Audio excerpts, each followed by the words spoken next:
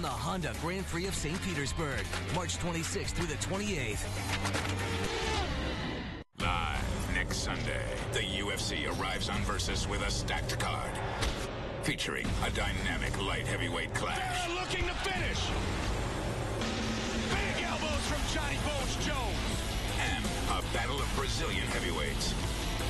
Gabriel Gonzaga. The UFC comes to the fastest growing sports network. Vera Jones, Dos Santos Gonzaga, plus Congo Buentello, only on Versus. All kinds of things happening on the race course here in Sao Paulo. Alex Lloyd was the car that had obvious contact with the wall because the rear wing is not where it should be. So that's one reason for a full course caution. But the main reason is because of the incredibly hard rain that is falling right now. Danica Patrick, we saw her spin down in turn number 1. She's in the pits for a new nose. The GoDaddy.com machine rolls back out there. If you could, too, with pit stops right now, we may take a replay. Let's take a look at what happened. This is Danica. Under braking, just simple braking as you're coming into turn 1 there. Whoop, whoop, whoop. And gonna hit the tires and break the nose. So something else you would want to do coming into pit road right now, if you had time, as maybe these guys do on a full close yellow, is anything you can do to this race car to make it softer, or if you have time to put more downforce in the car to get grip in these conditions. Those are some of the simple, quick things you want to do when you get this rain like this. You will notice that at the top of your screen there is no rundown of how the cars are running, and that's because this storm has knocked out communications to not only us here in the studio, but also to the teams at the racetrack. At least we have this. We do. We got this. Isn't this good? So there was a visibility problem at the start of the race because of dust being kicked up here on the straightaway. Now it's a problem with heavy rain and spray coming up from the cars. Welcome to Brazil. Food and wine. Furniture. Jewelry. Technology. Biofuels. I'm Tony Kanaan. Experience the energy of my Brazil.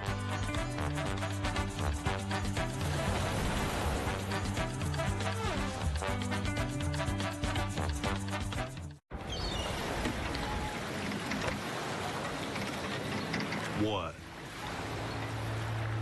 Giant peanut with sea salt. Dude, you're freaking me out. Now, try Planters almonds with sea salt and olive oil.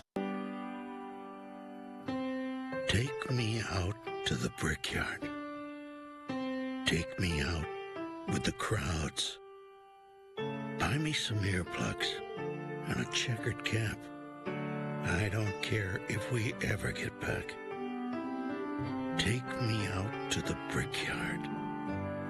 Take me out where it's loud. This place has a history that stirs the soul. 100-year drama that never gets old. Let me root, root, root over the engine's roar. Let me cheer every driver and car. For it's 300, 400, 500 miles round the old brickyard.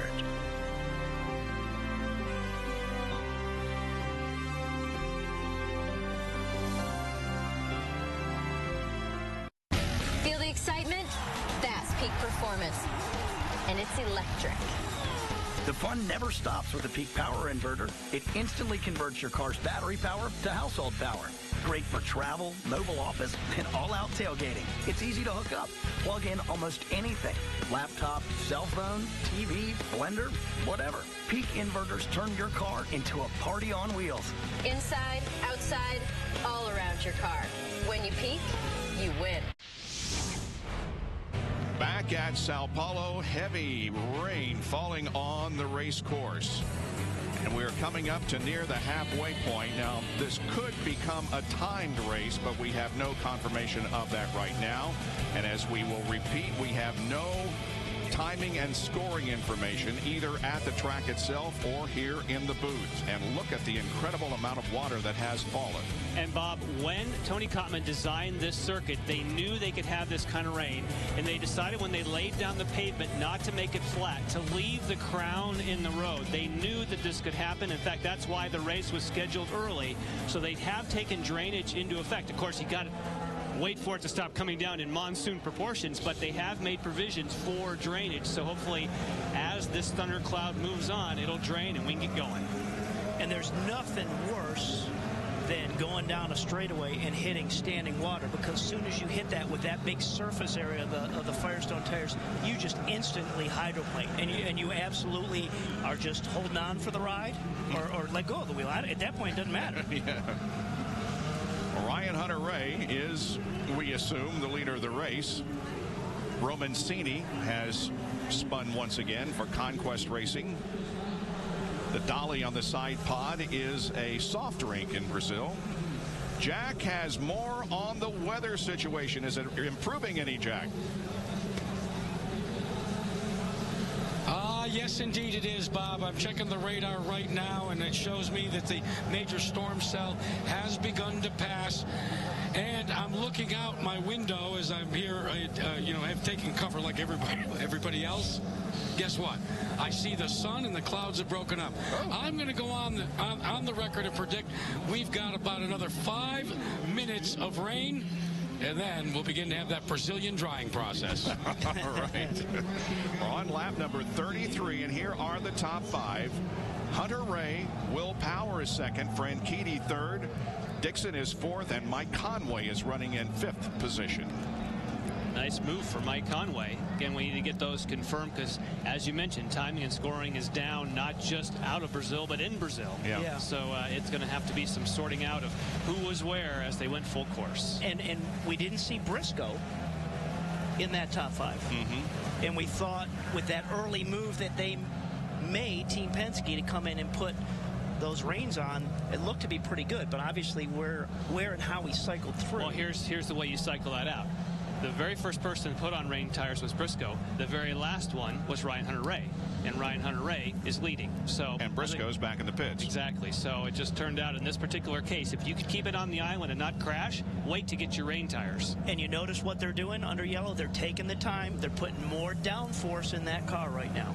That's the key. What you need to do when it gets wet like this is make the car as soft as possible. So if you could disconnect the sway bar so that car can roll over and get grip, and then have obviously as much aero in it to push you down into the racetrack.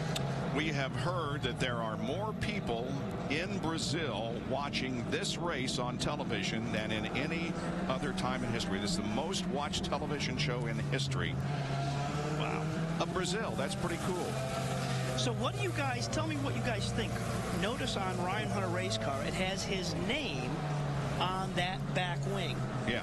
And Mike Kelly from Izod, that was something that he wanted. What do you guys think about that? I think it's a great idea. Under normal circumstances, when there isn't a spray coming up, it will help, I think, in identifying the driver of the car. Now, what's going to happen is they're going to bring the cars down pit lane and stop the race.